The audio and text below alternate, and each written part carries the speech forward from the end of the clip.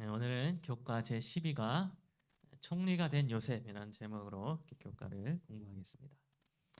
다 함께 오늘 교과의 기억절 창세기 41장 41절에 있는 말씀을 우리 함께 읽도록 하겠습니다. 창세기 41장 41절에 있는 말씀 함께 읽겠습니다. 시작. 바로가 또 요셉에게 이르되 내가 너를 애굽 온 땅의 총리가 되게 하노라 하고. 네, 지난주부터 우리가 이제 공부하는 교과의 내용이 이 요셉과 관련된 이야기를 우리가 계속해서 공부하고 있는데요. 지난주에는 이 요셉이라고 하는 이 인물이 어떻게 예수님을 나타내고 있고 또 어떻게 예수님을 상징해 주었는지에 대하여 우리가 조금 살펴보았었습니다. 여러분, 요셉의 이야기 속에서 이 요셉이 예수 그리스도를 나타내고 상징해 주고 있기도 하지만 요셉뿐만이 아니라 요셉 주변에 있는 요셉 주변의 인물들도 때로는 예수 그리스도를 상징해주고 또 나타내주고 있었습니다. 특별히 우리는 요셉의 이야기 속에 나타나는 여러 명의 인물들을 통하여 우리가 예수님을 발견할 수가 있지만 오늘은 그 중에서도 이 요셉의 동생이었던 베냐민이라고 하는 이 인물을 통하여 예수님의 모습을 찾아보는 그런 시간을 갖도록 하겠습니다. 여러분, 이 베냐민이라고 하는 이 사람은 야곱의 12아들 중에 막내였으며 또 라헬의 둘째 아들로 태어난 사람이었는데 우리는 이 요셉의 이야기 속에서 등장한 이 베냐민이라고 하는 인물을 통하여 예수 그리스도의 모습을 발견할 수 있게 됩니다. 그래서 제가 성경 속에서 총 7가지 정도 베냐민이 어떻게 예수님을 상징해 주고 있는지를 제가 찾아보았는데요. 지금부터 하나씩 그 내용들을 살펴보도록 하겠습니다. 가장 먼저 첫 번째로 우리는 창세기 43장 4절에서 베냐민이 어떻게 예수님을 상징해 주고 있는지를 발견하게 됩니다. 창세기 43장 4절은 베냐민에 대하여 이렇게 기록을 해주고 있습니다. 아버지께서 우리 아우를 우리와 함께 보내시면 우리가 내려가서 아버지를 위하여 양식을 사려니와. 여러분, 요셉이 애굽의 총리가 되었을 때 기근으로 인하여 먹을 것을 찾으러 애굽의 형제들이 찾아오게 되었습니다. 근데 그때에 요셉이 시므온을 인질로 잡고는 다음번에 양식을 얻으러 올 때에는 반드시 막내 동생 베냐민을 데리고 와야 된다, 이렇게 명령을 하게 되었습니다. 그래야 요셉의 형제들은 다시 양식을 구하기 위해서는 아버지의 사랑받는 이 막내 동생 베냐민을 데리고 애굽으로 가야만 하였습니다. 다시 말해서 이 베냐민이라고 하는 사람, 이 사람과 함께 갈 때에만 야곱의 가족들이 양식을 애굽에서 얻을 수 있었다고 하는 것입니다. 그래서 만약에 이 베냐민이라고 하는 존재가 없으면, 혹은 이 베냐민이라고 하는 존재와 함께 형제들이 가지 아니하면 그들은 애굽에서 양식을 얻을 수가 없었습니다. 또 인질로 잡혀 있는 시몬도 구할 수가 없었습니다. 근데 여러분, 바로 여기에서 우리는 이런 베냐민의 모습을 통하여 예수님의 모습을 확인하게 됩니다. 여러분, 예수님은 요한복음 6장 35절에서 이렇게 말씀해 주셨습니다. 예수께서 이르시되 나는 생명의 떡이니 내게 오는 자는 결코 줄이지 아니할 터요 나를 믿는 자는 영원히 목마르지 아니하리라. 여러분, 이 말씀처럼 예수님은 우리 사람들에게 양식을 주시는 분이십니다. 그분은 우리에게 영원한 생명이라고 하는 생명의 떡을 주시고 영원히 목마르지 않는 생명수를 주시는 분이신데, 그 영원한 양식을 우리가 얻는 방법은 예수님에게로 나아가서 예수님과 함께 있는 것이었습니다. 다시 말해서 예수님이라고 하는 이 분을 통하지 않고서는 생명의 떡이라고 하는 하늘의 양식을 우리가 얻을 방법이 없다는 것입니다. 여러분, 베냐민이라고 하는 사람을 통하지 않고서는, 베냐민과 함께 하지 않고 베냐민과 함께 동행하지 않고서는 요셉이 베풀어주는 양식을 형제들이 얻을 수가 없었던 것처럼, 오늘날 우리는 예수님이라고 하는 분을 통하지 않고 또 예수님과 함께 하지 않고서는 저 하늘의 양식을 얻을 방법이 없다고 하는 것입니다. 여러분, 예수님은 오늘 우리들에게 생명의 양식, 생명의 떡을 주시는 분이십니다. 그런데 이 생명의 떡은 아무에게나 다 이렇게 나누어 주는 것이 아니라 예수님께로 나아가고 예수님과 함께 하기를 원하는 자들에게 은혜로 주어지는 것입니다. 그래서 바로 이러한 예수님의 모습을 지금 베냐민이라고 하는 인물이 나타내주고 있었던 것입니다.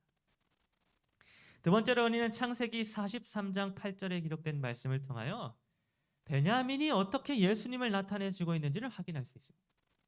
창세기 43장 8절은 이렇게 기록하고 있습니다. 유다가 그의 아버지 이스라엘에게 이르되 저 아이를 나와 함께 보내시면 우리가 곧 가리니 그러면 우리와 아버지와 우리 어린 아이들이 다 살고 죽지 아니하리이다. 여러분, 여기에서 베냐민이라고 하는 사람은 그의 가족들을 다 살릴 수 있는 유일한 구원의 수단으로 등장을 하게 됩니다. 베냐민이 그의 형제들과 함께 애굽으로 가지 않으면 그의 모든 가족들은 애굽의 정탐꾼으로 오해를 받아서 다 죽임을 당하게 될 것이었지만, 반대로 베냐민이라고 하는 사람이 애굽으로 가기만 한다면 그의 온 가족은 구원을 얻을 수 있게 될 것이었습니다. 베냐민이라고 하는 한 사람의 행동이 온 가족을 구원해 줄 수 있는 유일한 수단이 되었던 것입니다. 여러분, 바로 이 모습 속에서 우리는 더욱더 분명하게 예수님의 모습을 확인하게 됩니다. 여러분, 예수님이라고 하는 분이 이 땅에 오시지 아니하셨다면 이 세상을 살아가는 모든 인류는 다 죽임을 당하게 될 것이었습니다. 죄로 인하여 죽게 된 이 세상에는 아무런 소망도 아무런 희망도 없었을 것입니다. 그러나 예수님이 이 땅에 내려오심으로, 예수님이 저 하늘 보좌를 떠나서 이 죄악 세상 가운데 내려오심으로 그와 함께하길 원하는 세상 사람들은 모두 구원을 얻을 수 있게 된 것입니다. 한 사람의 행동, 곧 예수 그리스도라고 하는 한 사람의 의로운 행동이 온 인류를 구원해 줄 수 있는 유일한 수단이 되었던 것입니다. 세 번째로 우리는 창세기 43장 14절에 기록된 야곱의 고백을 통하여 우리를 향한 하나님 아버지의 마음이 어떠하셨는지를 확인하게 됩니다. 창세기 43장 14절은 이렇게 기록합니다. 전능하신 하나님께서 그 사람 앞에서 너희에게 은혜를 베푸사 그 사람으로 너희 다른 형제와 베냐민을 돌려보내게 하시기를 원하노라. 내가 자식을 잃게 되면 이르리로다. 그러면 베냐민의 아버지 야곱은 라헬의 첫째 아들이었던 요셉을 잃게 된 이후에 이제 하나 남은 막내 아들 베냐민을 정말 누구보다 사랑하고 아끼게 되었습니다. 어쩌면 그 전에 요셉을 편애했고 또 사랑했던 그런 것보다 더 베냐민을 아끼고 사랑했을지도 모르겠습니다. 그런데 야곱이 베냐민을 끔찍히 사랑한다고 해서 야곱이 다른 가족들도 들을 사랑하지 않았던 것은 아니었습니다. 그러면 야곱은 10명의 자식들과 그 자식들의 자녀들, 곧 손자와 손녀들이 굶어서 양식이 없어 굶어 죽을 위기에 처하게 되었을 때에 그 가족들을 구하기 위하여 자신의 가장 사랑하는 아들 베냐민을 애굽에 보내기로 결심하게 되었습니다. 너무나도 끔찍히 사랑하는 베냐민이라는 아들이었지만 그 베냐민만큼 사랑하는 다른 가족들을 위해서 아들 베냐민을 애굽 땅으로 보내기로 결심하게 되었던 것입니다.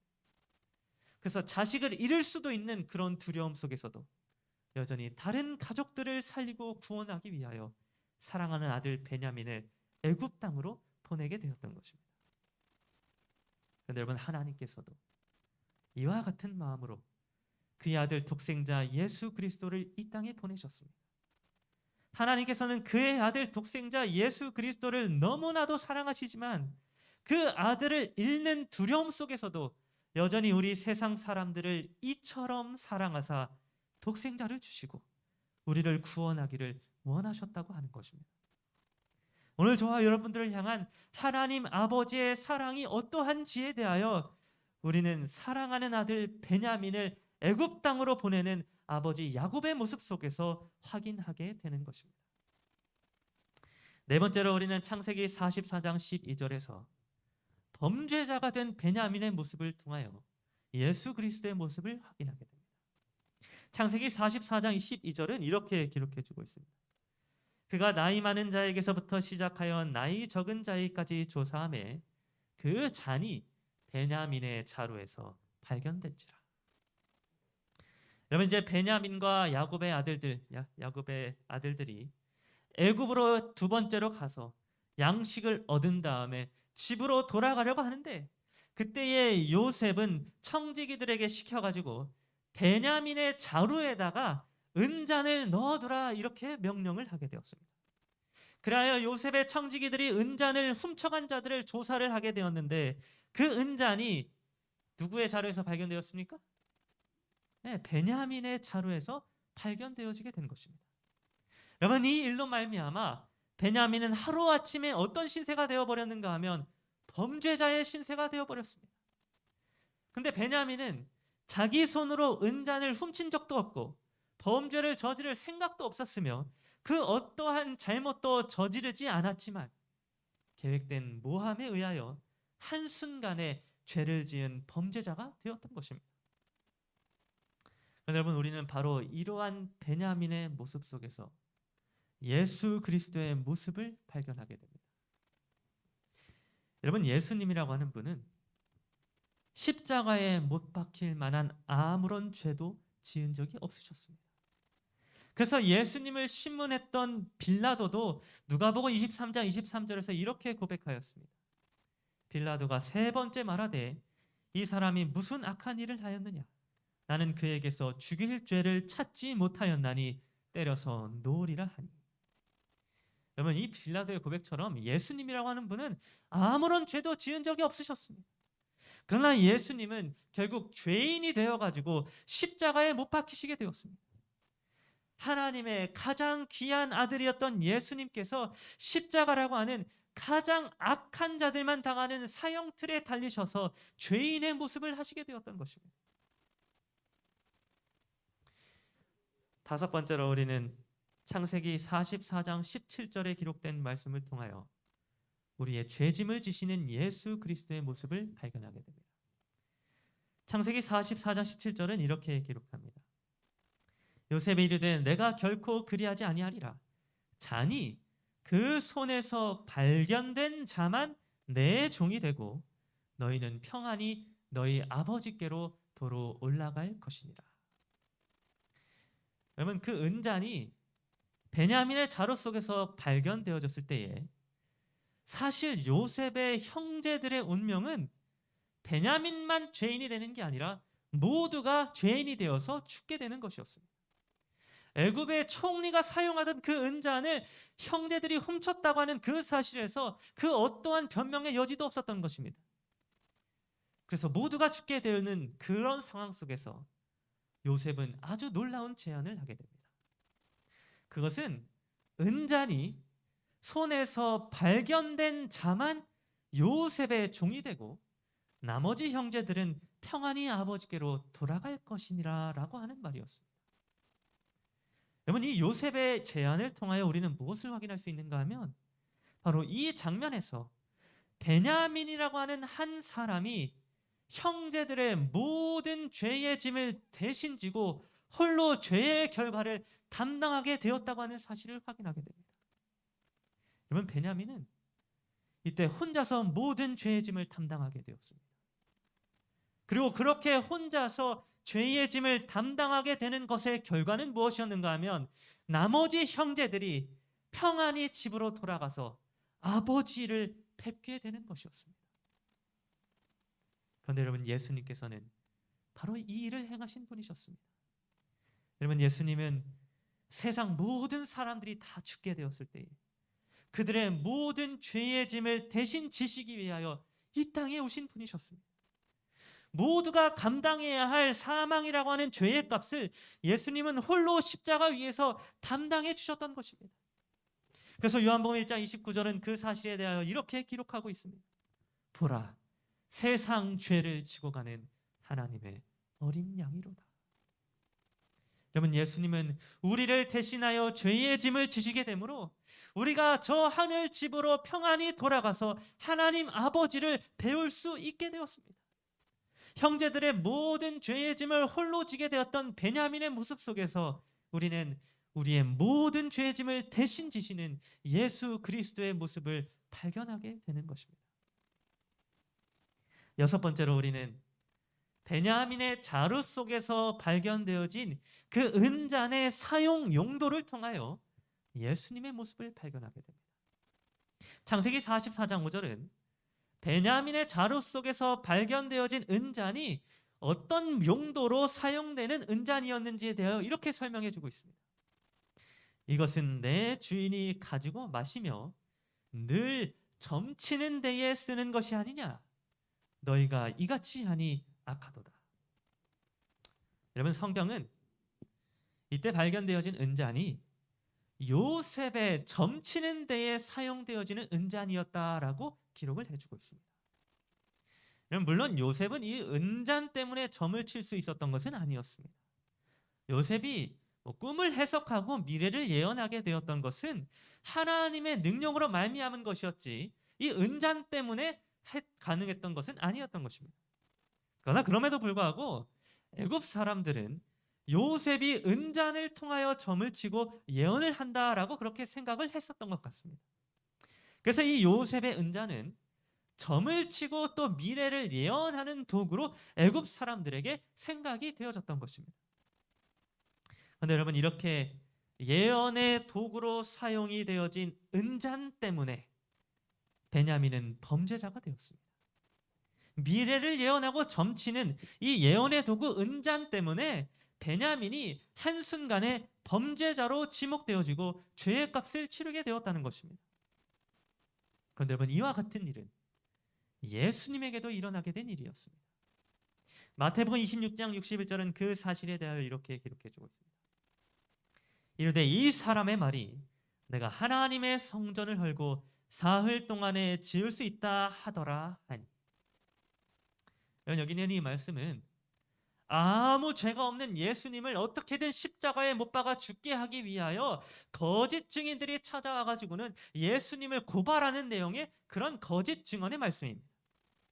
그런데 당시에 그 어떤 거짓 증언과 고발도 예수님을 십자가에 못 박을 만한 결정적인 증거가 되지 못하였는데, 그때에 한 거짓 증언의 증언이 효과적으로 예수님을 십자가에 못 박도록 하였습니다. 근데 그 증언이 어떤 증언이었는가 하면 바로 예수님께서 전에 예언하셨던 말씀, 곧 너희가 이 성전을 헐라 내가 사흘 동안에 일으키리라 라고 요한복음 2장 19절에서 예언하셨던 그 말씀에 대한 거짓 증언이었습니다. 여러분, 예수님이 지상사역을 시작하신 지 얼마 되지 않으셨을 때에 한 가지 예언의 말씀을 하시게 되었습니다. 그 예언의 말씀은 너희가 이 성전을 헐라 내가 사흘 동안에 일으키리라 라고 하는 예언의 말씀이었습니다. 이것은 예수님이 자신이 십자가에 못 박혀 죽으셨다가 사흘 안에 부활하게 될 것을 예언하는 그런 예언의 말씀이었습니다.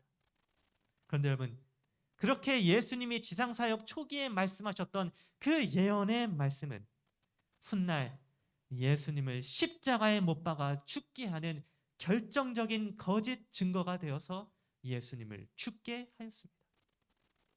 여러분, 마치 예언의 도구로 사용되어진 은잔이 베냐민을 죄인으로 확정짓는 도구가 되었던 것처럼 예수님이 하셨던 예언도 예수님을 십자가에 못 박도록 하는 도구로 사용되어지게 되었던 것입니다. 마지막 일곱 번째로 창세기 44장 30절에 있는 말씀을 통하여 우리는 베냐민이 어떻게 예수님을 나타내주고 있는지를 확인하게 됩니다. 창세기 44장 30절은 이렇게 기록해주고 있습니다. 아버지의 생명과 아이의 생명이 서로 하나로 묶여 있거늘. 여러분, 이 말씀은 아버지 야곱과 아이 베냐민의 생명이 서로 하나로 묶여 있다라고 표현을 해주고 있습니다. 둘 사이가, 아버지와 아들 그 사이가 너무나도 사랑하는 사이이기에 둘은 마치 하나로 묶여 있는 것과 같다라고 하는 것입니다. 그런데 이것은 하나님과 아들 예수 그리스도의 관계를 나타내 주고 있었습니다. 요한복음 10장 30절은 이렇게 기록을 해주고 있습니다. 나와 아버지는 하나이니라 하신대. 여러분, 야곱과 베냐민이, 야곱이라고 하는 아버지와 아들 베냐민이 서로 하나로 묶여 있는 것과 마찬가지로 하나님과 아들 예수 그리스도께서도 하나로 묶여 있는 분이셨습니다. 그래야 아들 예수 그리스도의 죽음은 하나님 아버지의 죽음이었습니다. 아들이 십자가에 못 박혀 죽게 되는 것은 하늘 아버지의 죽음을 또한 의미하는 것이었다는 것입니다.